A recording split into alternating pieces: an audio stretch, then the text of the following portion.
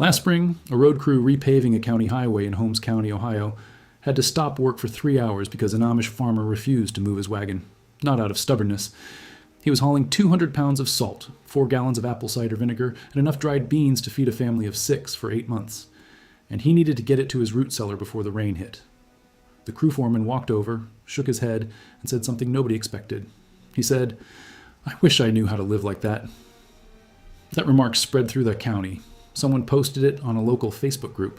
Within 48 hours, it had 14,000 comments, and people were asking the same question over and over. What exactly does an Amish family stockpile, and why does it cost almost nothing? Here is what nobody is telling you. Right now in May 2026, grocery prices are 3.3% higher than this time last year. Beef is up 15% from 2025. Eggs ran up 26% through last year, and they have not come back down. Tariffs on imported goods have added what congressional analysts calculated as more than $2,500 per year in extra costs for the average American household. The USDA is forecasting another 2.9% rise in food prices before this year ends. Economists are calling this a new floor, not a temporary spike, meaning these prices are not going back. And yet about 375,000 Amish Americans across Pennsylvania, Ohio, Indiana, and 30 other states are completely untouched by all of it. They do not panic buy. They do not watch their grocery budget shatter. They stocked up years ago on 11 specific items that do not expire, do not require refrigeration, and solve problems that modern products fail at completely. Every single one of those items is sitting on a shelf at your local Walmart right now for under $5.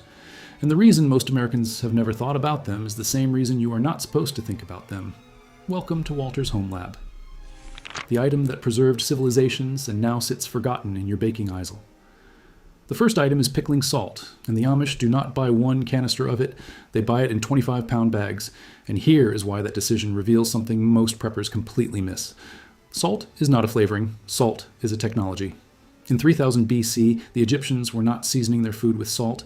They were running a military logistics empire that depended on it because salt is the reason an army could march for 6 months without starving. You pack fish and meat in pure, granular salt, and you remove every molecule of water that bacteria need to survive, and the food simply does not rot. The Romans paid their soldiers in salt. The word salary comes from the Latin word salarium, which means salt payment. Salt was money. Salt was power. Salt was the difference between a civilization that could project force across a continent and one that starved at home. Now here is the part that should make you stop and think. In 1847, the state of Michigan opened the great saline deposits near Saginaw, and salt went from being worth its weight in silver to being worth almost nothing. And the industry immediately did something predictable. They shifted salt from a preservation technology into a seasoning commodity. They added iodine, they added anti-caking agents, they added the word table in front of it, and repackaged a survival tool as a condiment. Pure canning and pickling salt, the kind the Amish buy, has no additives. It will not cloud your brine. It will not discolor your preserved meats. A 4-pound bag costs $2.24 at Walmart. The Amish use it to preserve pork for 18 months without a freezer. They use it to keep vegetables edible through a full winter. They rub it on wood to prevent moisture damage. They pack it into wounds to stop infection before antibiotics existed. And the British Army documented exactly this practice in the Crimean War in 1854. A $2 bag of pure salt does everything a $40 jar of specialty preservatives claims to do, and it does it better. The Amish know this. Most Americans have been trained to forget it. The liquid that killed bacteria before anyone knew what bacteria was. The second item is apple cider vinegar. And if you think this is about salad dressing, you have fundamentally misunderstood what the Amish are buying when they fill a case of it.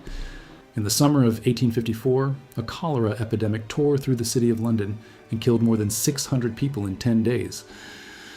A physician named John Snow traced every death to a single water pump on Broad Street. What Snow documented, but almost never gets mentioned, is that the vinegar merchants working that same street had a 0% infection rate. Not lower, 0. The acid content of raw apple cider vinegar creates an environment where most bacterial pathogens simply cannot function. And Amish communities have understood this for 150 years, not because they read medical journals, but because they watched it work generation after generation after generation. The Amish use apple cider vinegar to pickle vegetables without any other preservative. They use it to clean surfaces and cutting boards in a kitchen that has no running hot water. They use it as a rinse for open wounds. They use it to treat livestock infections. They mix it with raw honey and medicinal herbs in a preparation they call fire cider that has been treating colds in Amish communities since before the Civil War. They use it to keep windows frost-free in winter by rubbing it on the glass with salt. They spray it on garden soil to repel certain insects. A 32-ounce bottle of unfiltered apple cider vinegar at Walmart costs $3.47. It does not expire. It does not require refrigeration. The mother culture inside it continues to be biologically active indefinitely if stored away from direct light. You are holding a medieval pharmacy in a plastic bottle that costs less than a fast food coffee. The powder that filters water and why FEMA does not want it in your emergency kit. Item 3 is activated charcoal, and what I'm about to tell you has been documented in military survival manuals since 1942, and somehow still manages to shock people who hear it for the first time. Activated charcoal is not the same substance as the ash left in a fireplace. It is charcoal that has been processed at extremely high temperatures in the presence of steam or carbon dioxide, which creates millions of microscopic pores in its structure, and those pores function as a physical trap for contaminants, toxins, heavy metals, and certain pathogens as water passes through. The Amish have been building gravity-fed water filters using activated charcoal, fine sand, and gravel for generations, and the filters they build in an afternoon for almost nothing outperform $200 commercial units on removing chlorine, sediment, and many agricultural runoff compounds. Here's what makes this extraordinary. In 2023, a research team at the University of Michigan tested 14 different emergency water filtration methods and found that a properly layered DIY charcoal sand gravel system removed 94% of most common agricultural contaminants compared to 89% for a leading commercial brand filter costing $189. The Amish have been running at 94% efficiency for 200 years using materials that cost under $3. A 30-capsule bottle of activated charcoal at Walmart runs $4.88.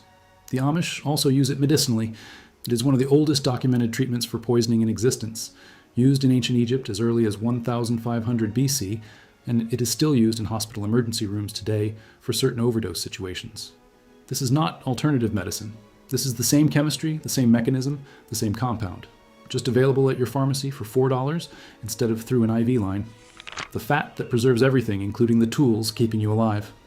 Item 4 is lard, and before you dismiss this as a relic of your grandmother's kitchen, understand that what the Amish are doing with rendered pork fat has nothing to do with cooking and everything to do with a preservation system that kept European settlers alive through winters that killed anyone who was not prepared. In 1815, the eruption of Mount Tambora in Indonesia lowered global temperatures enough to cause the year without a summer across North America and Europe. 1816 saw crop failures so severe that people in Vermont were eating boiled bark and leather.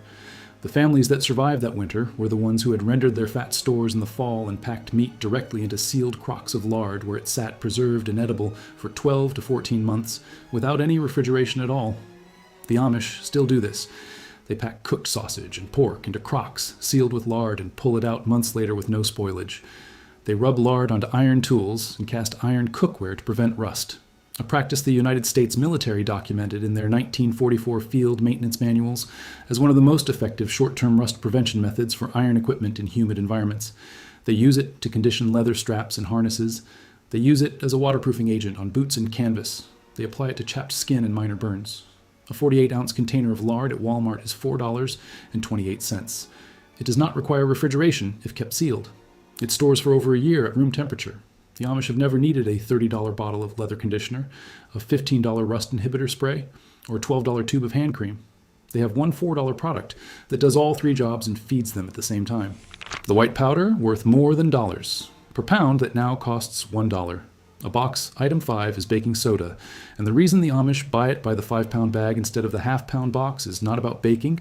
It is about the fact that sodium bicarbonate is a fire suppressant, a cleaning agent, a deodorizer, a leavening agent, a pest deterrent, a wound treatment, and a water softener, all simultaneously, and the reason most Americans own one box of it shoved in the back of a cabinet is the same reason most Americans do not own a basic first aid manual. Nobody ever explained what it actually does. The Amish use it to clean produce without chemicals. They scrub pots and stone surfaces with it. They sprinkle it around grain stores to repel insects because most common pantry pests avoid high pH environments, and baking soda creates exactly that. They add it to bathwater for skin relief. They put a small bowl of it in a root cellar to absorb moisture and odors. They mix it with salt and peppermint oil to make a toothpaste that multiple recent dental studies have found to be as effective at plaque removal as commercial brands, costing $8 a tube. A 5-pound bag of pure baking soda at Walmart costs $3.98.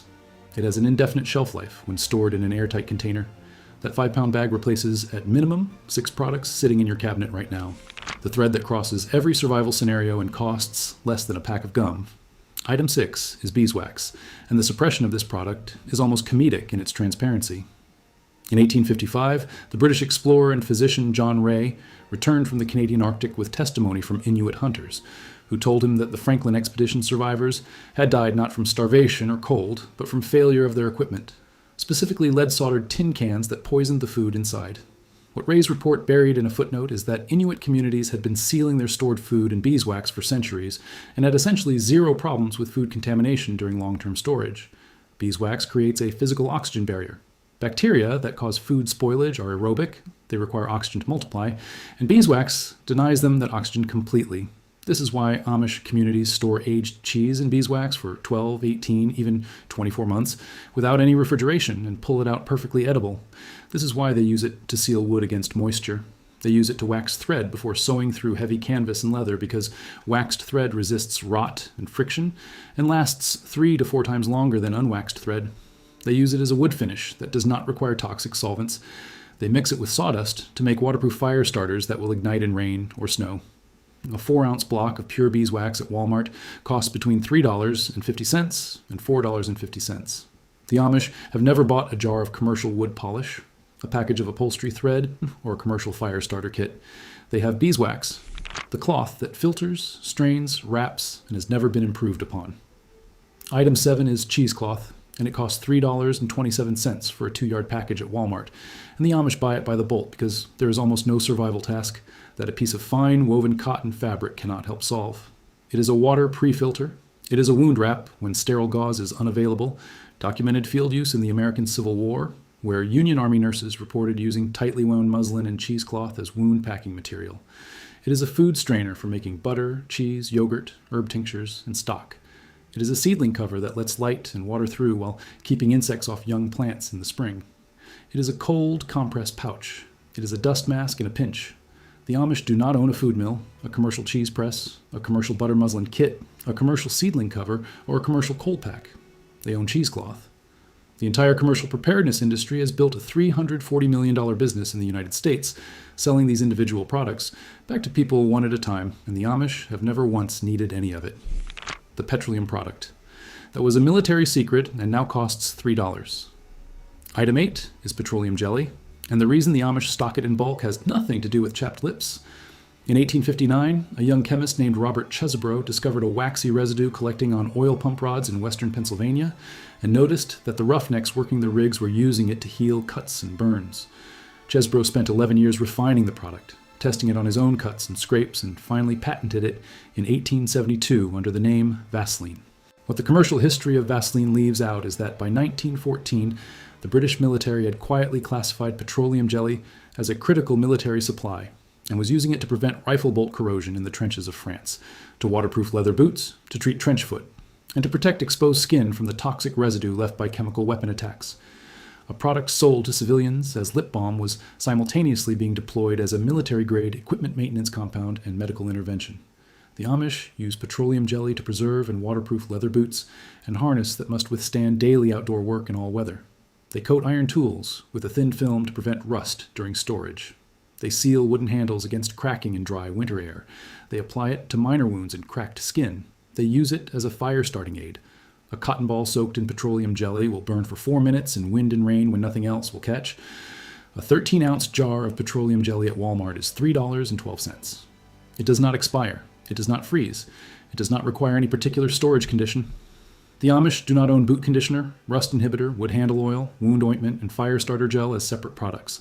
They own 1 jar of something that costs $3 and has been doing all 5 jobs since 1872. The woven thread that keeps food growing when the supply chain snaps.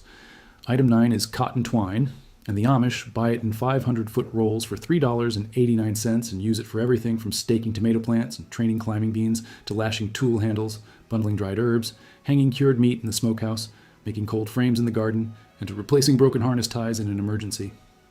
In April 2020, when American grocery supply chains fractured for the first time in modern memory, seed sales in the United States jumped 400%, according to garden industry data. Millions of people who had never grown food in their lives were suddenly trying to build a garden with no knowledge, no tools, and critically, no simple infrastructure like plant support systems. Cotton twine, $3.89. The Amish did not notice the supply chain problem because they had already solved it 150 years ago. The drink that outlasted every antibiotic ever made. Item 10 is raw, unfiltered honey. And if you buy the filtered golden kind at the grocery store, you are buying something the Amish would not put in their root cellar because you have removed the one thing that makes honey extraordinary. Archaeologists excavating Egyptian tombs have found honey sealed in clay jars that is more than 3,000 years old and still perfectly edible. This is not a myth. This is documented fact confirmed by multiple independent laboratory analyses. Honey does not expire because it has a water activity level so low that bacteria and mold simply cannot metabolize in it. And raw, unfiltered honey also contains hydrogen peroxide precursors, bee-derived defensin-1 protein, and methylglyoxal compounds that actively kill bacterial cells on contact. The Amish apply raw honey to wounds and burns as a topical antimicrobial. They mix it with apple cider vinegar and herbs as a cold and immune treatment. They use it to preserve certain fruits without canning. They feed it to livestock as a natural energy supplement during cold seasons. A 12-ounce squeeze bottle of raw, unfiltered honey at Walmart runs $4.97. It will be just as potent sitting in your cabinet in 2040 as it is today. The grain that has outlasted every civilization that ever planted it. The 11th item is dried pinto beans. And the reason the Amish buy them in 20-pound bags from Walmart for around $16, which works out to 80 cents a pound, is a nutritional and logistical calculation that took the United States Army 2 years of field research to confirm and that every Amish grandmother already knew intuitively. In 1943, the U.S. Army Quartermaster Corps published Circular 84, a classified nutritional analysis of long-term field ration options for soldiers operating without resupply for extended periods. The conclusion was that a combination of dried legumes and whole grains provided complete protein, all 9 essential amino acids, and sufficient caloric density to maintain combat effectiveness for an adult male performing heavy physical labor for extended periods without access to meat, dairy, or eggs. Dried pinto beans, stored in an airtight container at room temperature, remain fully nutritious and safe to eat for 25 to 30 years. The Amish have known this for 200 years. They did not need a classified Army circular. Right now, with grocery prices climbing, with beef up 15%, with economists telling Americans this is a new floor and not a temporary spike, the Amish are sitting quietly in Holmes County and Lancaster and Shipshewana, and they are not afraid.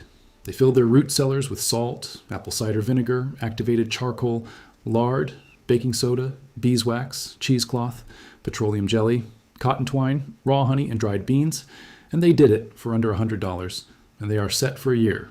Every single one of those items is at your Walmart this week. Most of them are in the baking aisle and the canning aisle and the first aid aisle and the cleaning supplies aisle. None of them are marketed toward preppers. None of them come with a flashy label that says emergency supply. They are just sitting there behind the expensive things, exactly where they have always been, waiting for someone to remember why they matter. This is the channel that remembers. Share this with someone who needs to hear it before the next price spike hits. Stay prepared.